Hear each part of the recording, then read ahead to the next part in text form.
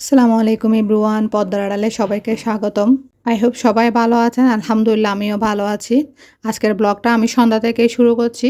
সে সাথে আমি বানিয়েছি চটপটি। প্রতিদিনই সন্ধ্যার টাইমে বাচ্চাদের একটা প্রবলেম হয়, এ বলে এটা খাবে, ও বলে এটা খাবে, মানে টেনশনে পড়তে হয় কী খাবে কী খাবে।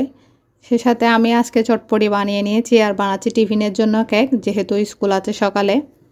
কেকটা একদম সিম্পলভাবে বানিয়ে নেব আমি। কেকের ব্যাটারটা আমার রেডি হয়ে গেছে। আসলে কেক বা টিফিনের জন্য কোনো কিছু সকাল টাইমের জন্য রেডি করে রাখলে তেমন একটা টেনশন হয় না, যেন ঝটপট বাচ্চাদেরকে টিফিনটা দিতে পারি, যেহেতু সকাল টাইমটা একদম ছোটো। উঠে ফ্রেশ হয়ে নাস্তা রেডি করে ওদের টেবিলে খাওয়ার জন্য নাস্তাও দিতে হয়, আবার স্কুলের জন্য ইউনিফর্ম পরে সব মাথাটা ঠিকঠাক করে দিতে হয়। সেই জন্য যদি টিফিনটা রেডি থাকে তাহলে একটু সময়টা বাঁচে। কেক আমি চুলায় বেক করার জন্য বসিয়ে দিয়েছি। এইভাবে চাইলে ওভেনেও বানাতে পারেন আপনারা, চুলার মধ্যে ইজি হয়। সেই সাথে আমার চটপটিগুলো রেডি হয়ে গেছে, একদম সিদ্ধ হয়ে গেছে। এখন বানিয়ে ফেলবো। সাথে টেবিলের নাস্তাটা দিয়ে দিব বাচ্চাদেরকে। সন্ধ্যার চটপটি আমি টেবিলে রেডি করে নিয়ে আসছি, সে সাথে বাটি করে ওদেরকে দিয়ে দিচ্ছি সাথে সাথে খেয়ে নেওয়ার জন্য।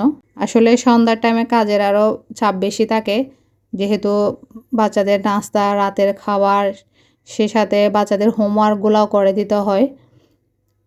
স্কুল ড্রেস, ইউনিফর্ম আয়রন করে দিতে হয়, রেডি করে রাখতে হয় এগুলো সকালের জন্য। সন্ধ্যার নাস্তা কমপ্লিট হয়ে গেছে, সে সাথে আমি রাতের খাবারটাও রেডি করে নিচ্ছি। আমি এখানে বুকের মাংসগুলো নিয়েছি ছোটো ছোটো টুকরা করে, এবং সে সাথে হলুদ গুঁড়া, মরিচের গুঁড়া, ধনিয়ার গুঁড়া, জিরার গুঁড়া সব কিছু দিয়ে মিক্স করে মেখে তেলের মধ্যে ফ্রাই করে ফেলবো। চুলায় ফ্রাই প্যান দিয়ে দিয়েছি, এখন হালকা পরিমাণে তেল দিয়ে সবগুলো চিকেন বসিয়ে দিচ্ছি। আসলে প্রতিদিন এক ধরনের খাবার খেতে খেতে মুখের অরুচি চলে আসে, সেই জন্য বাচ্চাদেরকে আমি চেষ্টা করি ডিফারেন্ট ডিফারেন্ট খাবারগুলো রেডি করে দিতে বাসায়, যেহেতু যেগুলো রেস্টুরেন্টের খাবার, বাচ্চারা রেস্টুরেন্টের খাবার খেতে অনেক পছন্দ করে। প্রতিদিনই তো বাসার মধ্যে মাছ, মাংস, সবজি এগুলাই থাকে, মাঝে মাঝে বিরিয়ানি বা পোলাও এগুলাই হয়। সেজন্য আমি চেষ্টা করি রাতের খাবারটা একটু ভিন্নভাবে বানাতে। তা চিকেনগুলো ফ্রাই করে নিচ্ছি প্রথমে। হাড় ছাড়া বুকের মাংস যেটা আছে সেটাই নিয়েছি আমি। আসলে প্রত্যেক বাবা মায়ের উচিত সন্তানদেরকে প্রায়োরিটি দেওয়া, ওরা কি বলতে চায় শোনা, এবং তাদের সাথে সময় কাটানো, টাইম স্পেন্ড করা। কারণ বাচ্চাদেরকে আপনি যে পরিবেশ দিবেন সেই পরিবেশে বড় হবে। যদি বাচ্চাদের পিছনে সারাক্ষণ লেগে থাকেন, ক্যাট ক্যাট ক্যাট ক্যাট করেন, বা বাচ্চারাও বিরক্ত হয়ে যায় বাবা মায়ের ওপর। সেই জন্য তাদেরকেও একটু ফ্রিডম দিতে হয়, সময় তারা যেন তাদের মতো করে সময়টা কাটাতে পারে। চিকেনও প্রায় ফ্রাই হয়ে আসছে এখন। এখানে আমি চুলায় ফ্রাই প্যান দিয়ে দিয়েছি অল্প পরিমাণে 2 চামচ মতো সয়াবিন তেল, সাথে দিচ্ছি পেঁয়াজ কুচি। একদম সিম্পলভাবে রাতের খাবারটা বানাবো, সাথে কাঁচামরিচ দিয়ে একটু জাল জাল হলে ভালো লাগে। সেই সাথে দুপুরের ভাত যেগুলো রয়ে গেছে সেগুলো আমি পেঁয়াজের উপর ঢেলে দিচ্ছি একটু ঝুরা ঝুরা করে। চাইলে আপনারা ভাতটা আগে রান্না করে ঠান্ডা করে নিতে পারেন এভাবে বানানোর জন্য।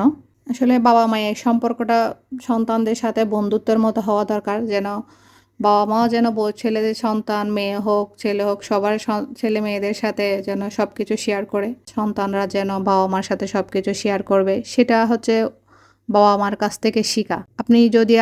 আমি যদি আমার সন্তানদেরকে ওদের সাথে সব কিছু ডিসকাস করি, সব বিষয়ে, ছোটোখাটো বিষয়ে, যেটা ওদের জানা দরকার। সেই সাথে আমার রাতের ডিনারের খাবারটা রেডি হয়ে গেছে, এখন আমি ওদেরকে সার্ভ করে দেব খাওয়ার জন্য। আমি রাতে 7:30-8টার মধ্যে রাতের খাবারটা কমপ্লিট করি, যেহেতু সকালে স্কুল আছে। 10টা 10:30টার মধ্যে বাসার লাইট অফ হয়ে যায়, যেহেতু মর্নিং আর্লি উঠতে হয়। সেজন্য এভাবে টাইমটা মেনটেন করতে চাই, বাচ্চাদেরকে যেন টাইমলি সব কিছু খাওয়া দাওয়া, পড়ালেখার মধ্যে টাইম বরাবর ফিক্স রাখতে চাই, যেন ওরাও একটু টাইমের মধ্যে খেলতে পারে, টিভি দেখতে পারে। আজকের ব্লগটা এখানেই আমি শেষ করছি। যদি ভালো লাগে সাবস্ক্রাইব করবেন এবং শেয়ার করবেন, এবং সম্পূর্ণ স্কিপ না করে দেখবেন। বেল বাটনটি অন করে রাখবেন, যেন পরবর্তী ভিডিও দেওয়ার সাথে সাথে আপনাদের কাছে নোটিফিকেশন যেন পৌঁছে যায়। এতক্ষণ ভালো থাকবেন, সুস্থ থাকবেন। আসসালামু আলাইকুম।